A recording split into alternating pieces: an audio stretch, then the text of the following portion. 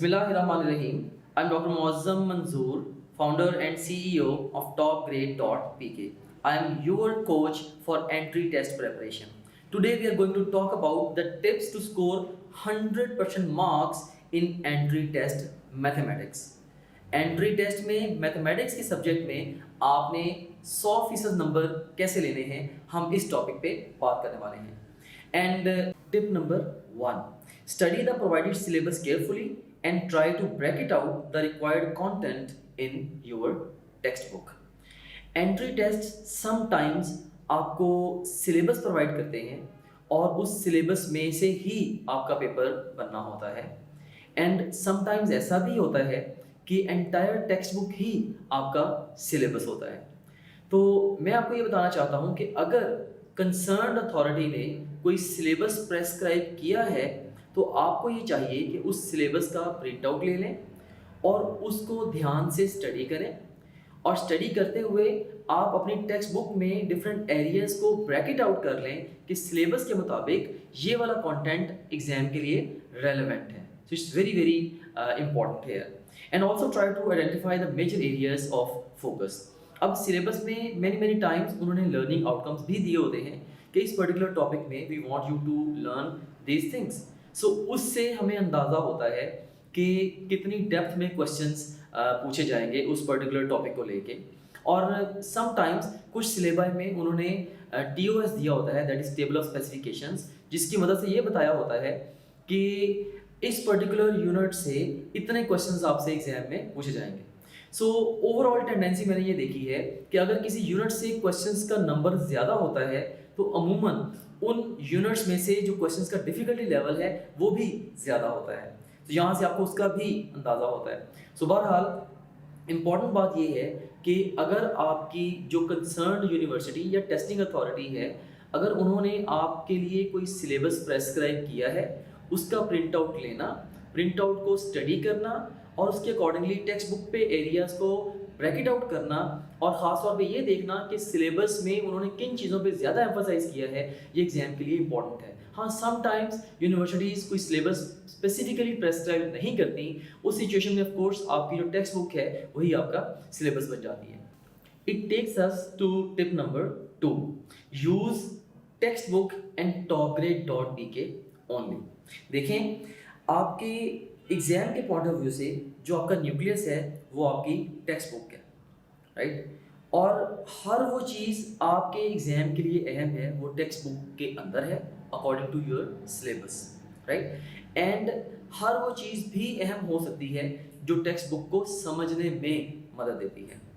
ऐसा कोई भी कंटेंट, कोई भी क्वेश्चन, कोई lecture, any material, any book, anything जो कि आपको टेक्स्ट बुक से दूर लेके जाती है, आप समझ जाएं कि वो एग्जाम से आपको अवे लेके जा रही है, वो मिसडायरेक्टेड प्रिपरेशन आपकी करवाने जा रही है.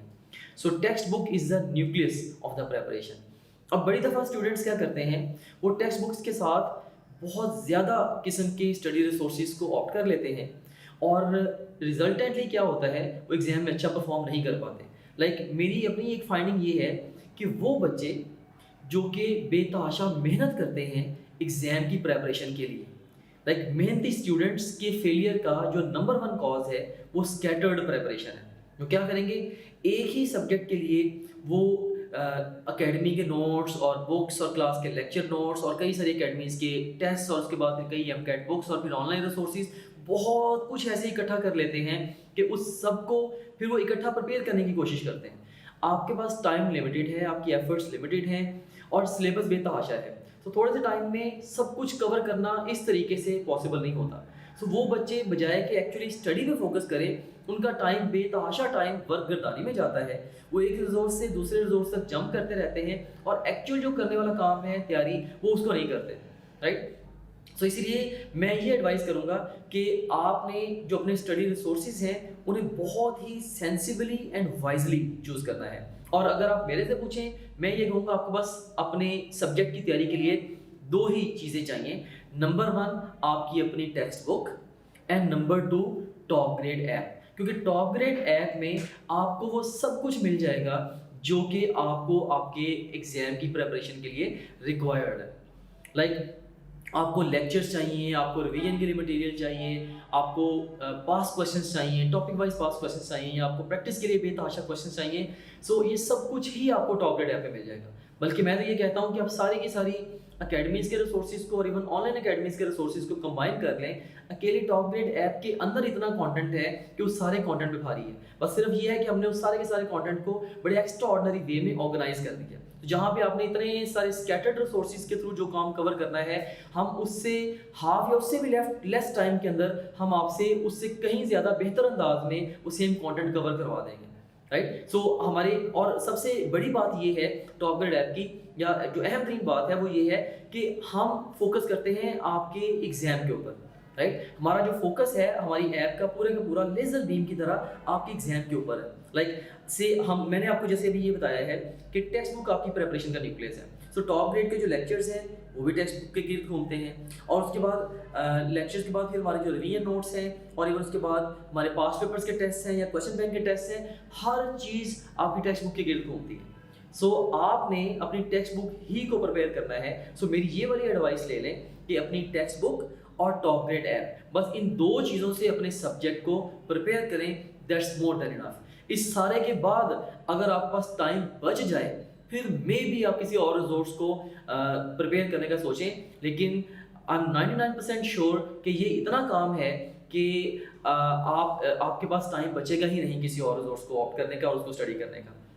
Alright, so it takes me to tip number 3, prepare topics rather than chapters. अब बच्चे एक बहुत बड़ी जो गलती करते हैं वो ये करते हैं कि वो चैप्टर बाय चैप्टर अपनी बुक को प्रिपेयर करते हैं, और मैं आपको ये एडवाइस कर रहा हूँ कि आपने टॉपिक बाय टॉपिक अपनी बुक को या अपने सब्जेक्ट को प्रिपेयर करना है। देखिए, जब आप एक टाइम पे एक चैप्टर पे फोकस कर रहे हैं, एक चैप्टर के अंदर में भी 15 टॉपिक्स हैं, तो हर टॉपिक को लेके उसको जस्टिफाई कर पाना बड़ा मुश्किल है। फॉर एग्जाम्पल, अब जस्ट इमेजिन करें ना कि आप एक चैप्टर पूरे का लेक्चर सुनते हैं, फिर उस पूरे चैप्टर की रिवीजन करते हैं, फिर आप उस पूरे चैप्टर का इकट्ठा टेस्ट दे देते हैं। तो एक बहुत अहम तरीन कंसर्न ये था तैयारी करते हुए कि किस पर्टिकुलर टॉपिक में से एग्जाम क्वेश्चन कैसे पूछता है। तो आपकी ये वाली अप्रोच तो डेवलप ही नहीं हुई। एक ही टाइम पे आप 10 टॉपिक्स पे या 15 टॉपिक्स पे फोकस कर रहे हो, तो आप इससे फाइन ट्यून्ड तैयारी नहीं कर सकते। ये बड़ी आपकी ग्रॉस सी या क्रूड सी प्रिपरेशन होती है। अगर आपने अपनी प्रिपरेशन को रिफाइन करना है, सुपर रिफाइन करना है, तो आप अपने माइंडसेट को चेंज करें। आपने चैप्टर बाय चैप्टर नहीं बल्कि टॉपिक बाय टॉपिक जाना है। सो टॉप ग्रेड ऐप की बहुत बड़ी स्ट्रेंथ ये है कि हम आपको टॉपिक बाय टॉपिक तैयारी करवाते हैं। आपको सिर्फ एक ही टॉपिक का आपको पहले लेक्चर देते हैं, फिर उसी टॉपिक की रिवीजन स्लाइड्स के थ्रू रिवीजन करवाते हैं, फिर उसी टॉपिक के पास पेपर्स का या पास क्वेश्चंस का टेस्ट लेते हैं। और इसका फ़ायदा ये होता है कि अब जस्ट इमेजिन करें ना कि एक टॉपिक है, उसके लास्ट 10 ईयर्स के पास क्वेश्चंस का इकट्ठा मैंने आपसे टेस्ट ले लिया। अब आपको क्लियरली पता है कि यार यहाँ से इस पर्टिकुलर टॉपिक से इस अंदाज से एग्जामिनर क्वेश्चन पूछता रहा है पास्ट में। सो तकरीबन पास क्वेश्चंस जैसे ही क्वेश्चंस आपको ऑनवर्ड्स भी आ जाएंगे आपके अपकमिंग एग्जाम के अंदर, राइट। सो इससे आपकी एग्जैक्ट अप्रोच बन पाती है। अगर फर्ज करें कि मैं पूरे के पूरे चैप्टर के पास क्वेश्चन का इकट्ठा टेस्ट ले भी लेता, तो एक टॉपिक को लेके आपकी बड़ी रिफाइंड अप्रोच नहीं बननी थी। इसी तरीके से हर टॉपिक के आपको हमारी ऐप के अंदर क्वेश्चंस मिल जाएंगे, लाइक जो other than the past questions हैं आपकी प्रैक्टिस के लिए। सो इस तरह से एक एक टॉपिक को आप करके परफेक्ट कर सकते हैं। देखिए, एक टॉपिक आपका परफेक्शन तक कब पहुंचता है, as far as your entrance exam is concern, जब आप उस टॉपिक की टेक्स्ट बुक को थॉरली और कॉन्सेप्चुअली स्टडी कर लेते हैं, और उसकी फास्ट रिवीजन का कोई ना कोई मेथड डिवाइस कर लेते हैं, उसमें से पास क्वेश्चंस और ऑल पॉसिबल क्वेश्चंस की इवन प्रैक्टिस कर लेते हैं। जब ये 5 काम आप कर लेते हैं अपनी किसी भी टॉपिक को लेके, तो फिर आप कह सकते हैं कि यस, ये वाला टॉपिक मेरा एग्जाम के लिए प्रिपेयर्ड है, राइट। सो अपने माइंडसेट को चेंज कीजिए। आपने आज के बाद चैप्टर्स की तैयारी नहीं करनी बल्कि टॉपिक्स की तैयारी करनी है।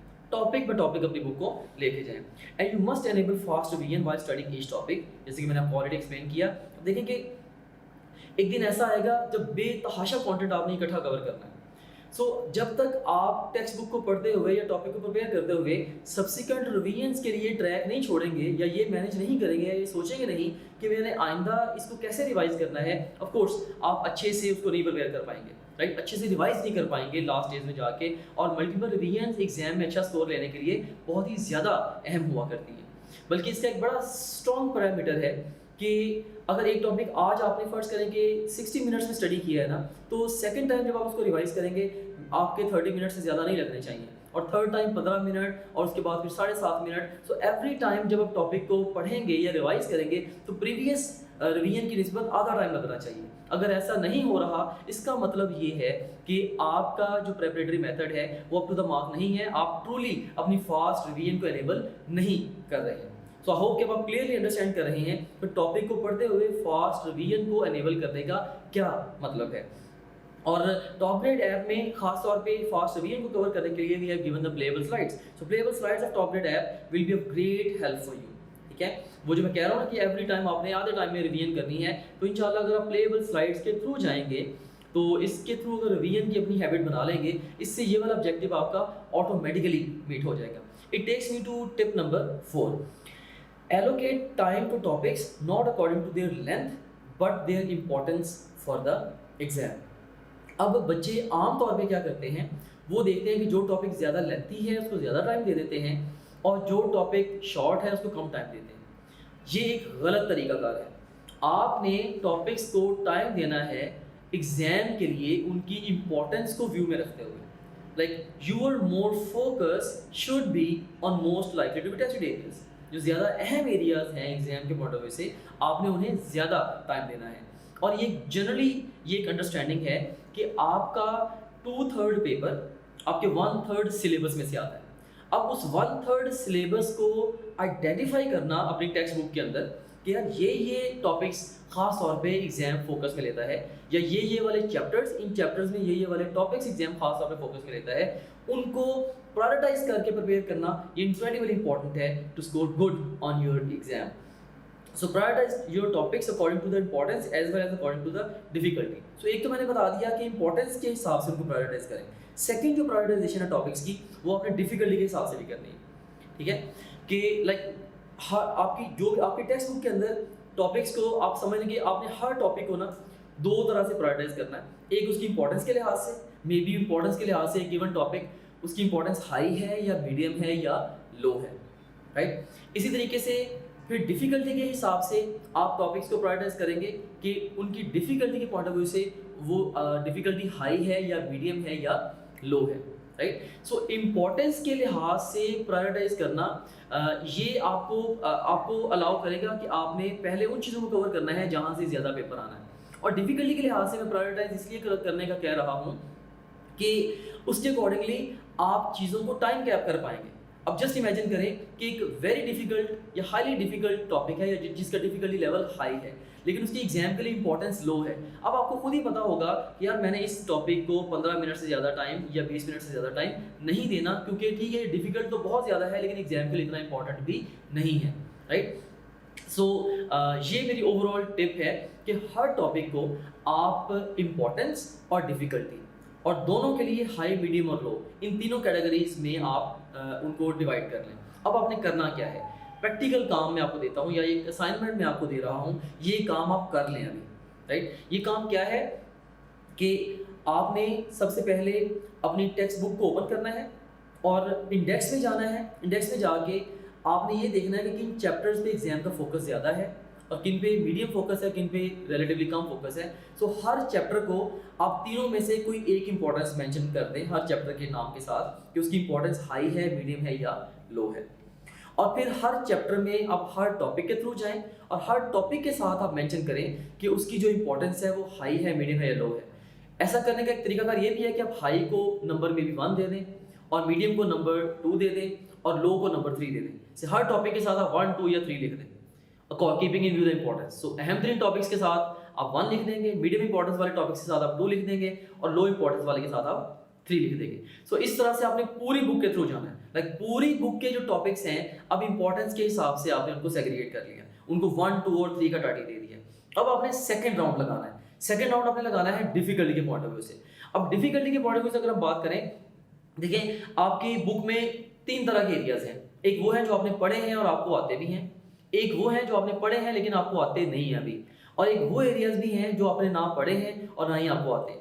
समझ लें कि अब वो एरियाज जो कि आपको आते हैं वो आपके लिए इजी हैं, जो आपने पढ़े हैं लेकिन अभी उनको लेकर आप कॉन्फिडेंट नहीं है, उनका डिफिकल्टी लेवल मीडियम है, और फिर जो ना आपने पढ़े हैं और ना आपको आते हैं उनका डिफिकल्टी लेवल हाई है, राइट। सो अब इस चीज़ को मद्देनजर रखते हुए पूरी बुक के थ्रू आप दोबारा जाएं और आप हर टॉपिक को अब लेबल करें। अगर उसका डिफिकल्टी लेवल, फॉर एग्जांपल अगर उसका डिफिकल्टी लेवल हाई है उसके साथ आप ए मेंशन कर दें, अगर मीडियम है तो बी, और अगर उसका डिफिकल्टी लेवल लो है तो सी मेंशन कर दें। सो इस तरह से हमने क्या किया, अभी तक हमने हर टॉपिक को अल्टीमेटली एक डिजिट और एक अल्फाबेट असाइन कर दिया।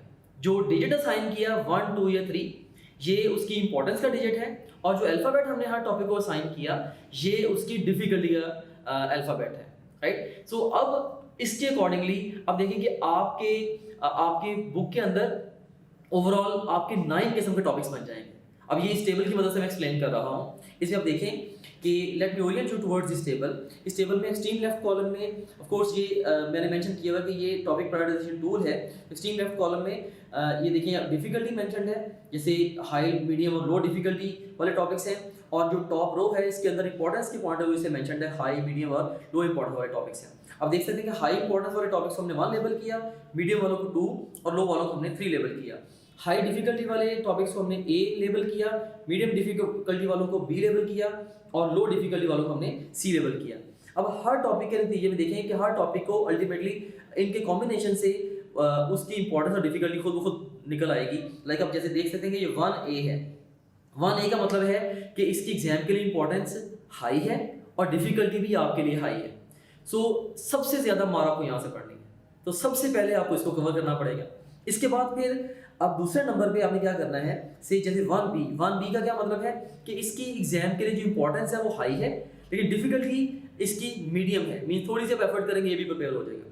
सो पहले आपने 1A को कवर करना है, फिर 1B को कवर करना है, और उसके बाद फिर नंबर 3 पे आपने 1C को कवर करना है। 1C का क्या मतलब है कि इनकी इंपॉर्टेंस हाई है, डिफिकल्टी इनकी लो है, मतलब आपको ऑलरेडी आते हैं, बस यहाँ से भी थोड़ी सी अपने एफर्ट और करनी है एंड इट्स गॉन, राइट। सो इस तरह से देखें आपने हाई इंपॉर्टेंस वाले टॉपिक्स को पहले कवर करते चले जाना है। इसी तरीके से फिर आपने 2A 2B 2C और 3A 3B 3C इस सीक्वेंस को लेके जाना है। तो ये मैं एनिमेशन की मदद से आपको बता भी रहा हूँ। जैसे देखें 1A 1B then 1C 2A 2B 2C, फिर लास्ट पे आपने कवर करना है 3A 3B और 3C टॉपिक्स को। और once again I would like to repeat one thing कि मेनली हम टॉपिक्स को प्रायोरिटाइज कर रहे हैं उनकी इंपॉर्टेंस के हिसाब से।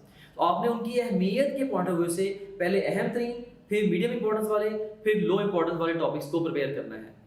जो मैंने डिफिकल्टी का टैग साथ लगवाया है या डिफिकल्टी का अल्फाबेट लगवाया है वो उसका सिर्फ एक क्लियरली स्टेटेड ऑब्जेक्टिव है। वो क्या है कि आपने उस टॉपिक को टाइम कितना देना है, ठीक है। सो अगर टॉपिक की डिफिकल्टी भी हाई है, इंपॉर्टेंस भी हाई है, तो आपने उसको टाइम मैक्सिमम टाइम दे देना है। अगर उसकी डिफिकल्टी लेवल हाई है और उसकी इंपॉर्टेंस लो है, अब आप उसको टाइम कैप कर लें, पहले से डिसाइड कर लें बस यार ये 20 मिनट या 30 मिनट में जितना हो गया एंड दैट्स इट, उसके अलावा मैंने इस पर एफर्ट करनी ही नहीं है, राइट। सो ये इस तरीके से आप राइट वे में चीज़ों को प्रायोरिटाइज करके आगे लेके जा पाएंगे अपनी तैयारी को। अदरवाइज होता ये है बच्चे किसी लो इंपॉर्टेंस वाले टॉपिक को पकड़ लेते हैं और उसके साथ घंटों गुजार देते हैं, और उसकी कॉस्ट उनको ये बियर करनी पड़ती है कि बहुत सारे उसी चैप्टर के अंदर दूसरे अहम टॉपिक्स या इवन दूसरे चैप्टर्स के अंदर जो टॉपिक्स हैं वो कॉम्प्रोमाइज हो जाते हैं, राइट। सो वो जो अहम तरीन है जहाँ से ज़्यादा पेपर आना था वो तैयार नहीं किए, और जो कम फोकस वाले एरियाज हैं उनको पकड़ के प्रिपेयर कर दिया, राइट। सो ये वाला जो टूल है, ये टेबल आपको इस प्रॉब्लम से बचाएगा। It takes me to tip number 5। अब टिप नंबर 5 क्या है? Attempt past questions from Top Grade app before preparing any particular topic. खास तौर पे अगर आप एंट्री टेस्ट की तैयारी कर रहे हैं तो एफएससी के दौरान आपने अपने सारे सिलेबस को पढ़ा हुआ है, मे बी आप बहुत ज़्यादा कॉन्फिडेंट नहीं भी हैं, मे बी आप कहें कि मुझे बहुत सारी चीज़ें भूल चुकी हैं, इसलिए आप टेक्स्ट बुक को दोबारा एकदम से पढ़ना चाह रहे हैं। तो मैं आपको ये एडवाइस करूँगा, देखिए अब 2 अप्रोचेज हैं, मैं इसको ज़रा प्रैक्टिकली डिस्कस करता हूँ। इमेजिन करें कि आपने सेकेंड ईयर का एग्जाम दे दिया और फर्स्ट ईयर का एक टॉपिक है मे बी प्रोजेक्टाइल मोशन है। अब आपने इसको प्रिपेयर करना है, या कोई भी गिवन टॉपिक है, आपके इसी सब्जेक्ट है जिसकी बात कर रहे हैं, इसी का कोई गिवन टॉपिक है, ठीक है, आपने उसको प्रिपेयर करना है। तो अगर आप उसको प्रिपेयर करेंगे तो उसमें आपने एक्चुअली आप कन्वेंशनली आप क्या करेंगे, आप टेक्स्ट बुक को पढ़ेंगे, लेकिन टेक्स्ट बुक को पढ़ते हुए आपके दिमाग में ये होगा ही नहीं कि एंट्री टेस्ट में यहाँ से क्वेश्चन कैसे आते हैं।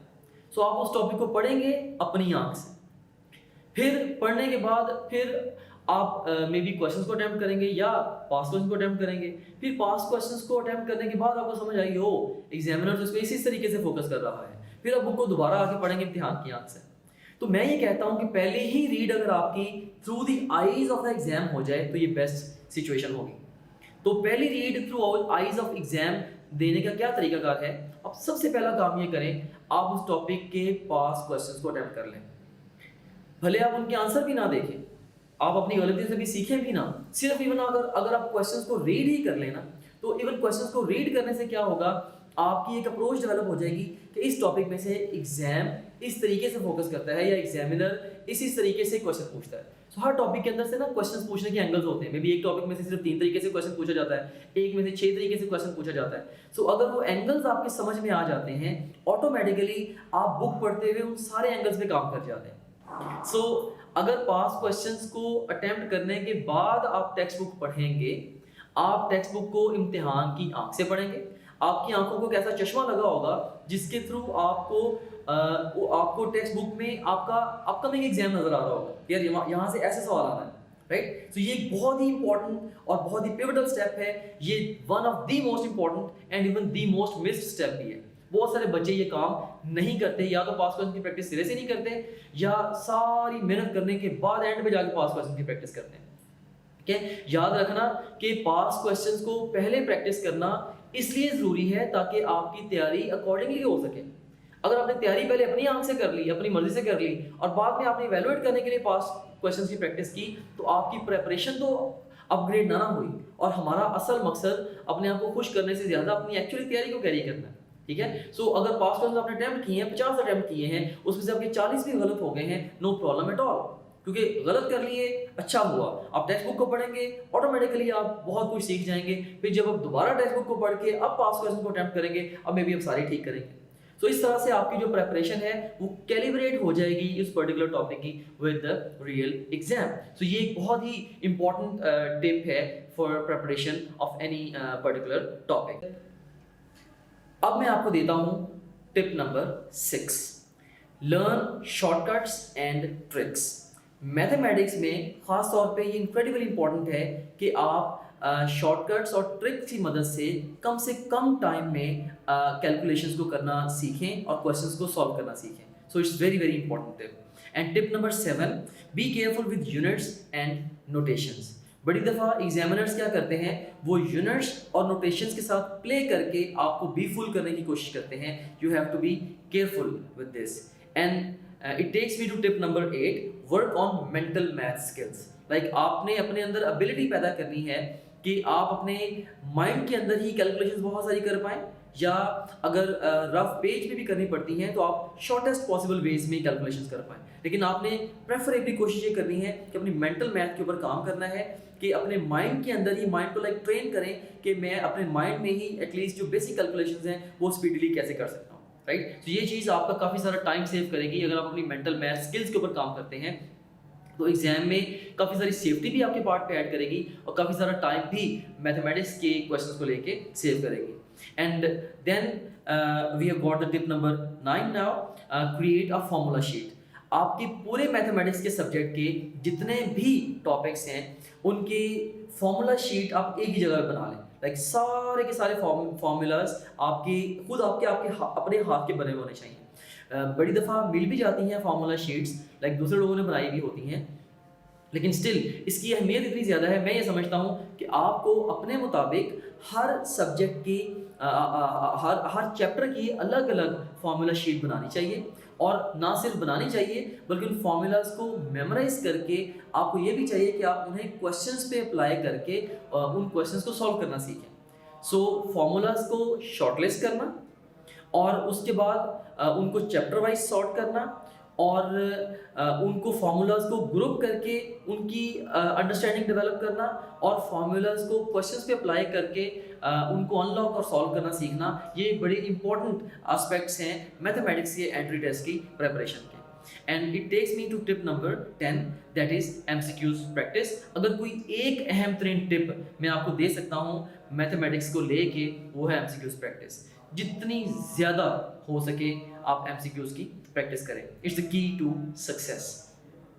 बहुत सारे आप ये कह लें कि क्वेश्चंस या बहुत सी मिस्टेक्स आप एग्जाम में अवॉइड ही सिर्फ तब कर पाएंगे जब आपने एमसीक्यूज़ की प्रैक्टिस की होगी। आप जितनी मर्जी खुद से प्रैक्टिस कर लें, बुक के थ्रू डिफरेंट प्रॉब्लम्स को सॉल्व करने की कोशिश कर लें, जब तक आप एक सर्टन नंबर ऑफ एमसीक्यूज़ की प्रैक्टिस नहीं करेंगे और सर्टन नंबर ऑफ मिस्टेक्स नहीं करेंगे, आप मैथमेटिक्स में एक लेवल से अबव नंबर नहीं ले पाएंगे। बल्कि मैं तो ये कहा करता हूँ अपने स्टूडेंट्स को कि मैथमेटिक्स में फाइनल एग्जाम में आपके कितने मार्क्स आते हैं ये इस बात पे डिपेंड करता है कि आपने एग्जाम से पहले कितनी ज़्यादा गलतियां करके उनसे सीखा होगा। राइट, सो जितनी ज़्यादा गलतियां आप कर लेंगे और उनसे सीख लेंगे, उतने ही ज़्यादा आपके नंबर आ जाएंगे in the final entrance exam. So that's all about the tips to score 100% marks in entry test mathematics. Thank you very much for patient listening.